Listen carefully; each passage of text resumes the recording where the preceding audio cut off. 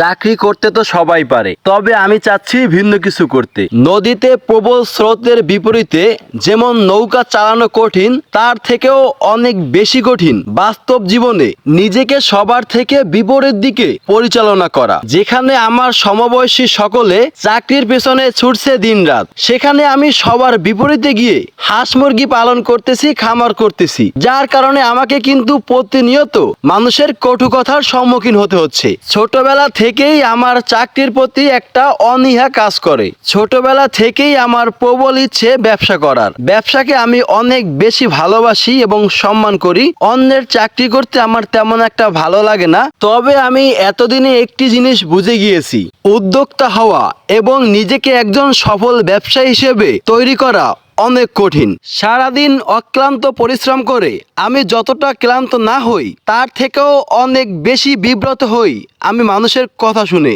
মানুষ অনেক কটু কথা বলে, অনেক আজে বাজে মন্তব্য করে, যার ফলে কিন্তু আমার মন খারাপ হয়। তবে আমি সবসময় একটা জিনিস বিশ্বাস করি, আমি যদি পরিশ্রম করি ইনশাআল্লাহ, তাহলে আজ না হয় কাল একদিন না একদিন সফলতা ধরা অবশ্যই দিবে। আজকে আমি যে 2টি পার্সেল রেডি করছি, এই 2টা পার্সেলই চলে যাবে রাজশাহীতে 2জন ভিন্ন মানুষের কাছে, যারা এর আগেও আমার থেকে ডিম অর্ডার করেছিল। আলহামদুলিল্লাহ তারা ভালো রেজাল্ট পেয়েছে, যার ফলে কিন্তু তারা দ্বিতীয়বার আবারও অর্ডার করেছে।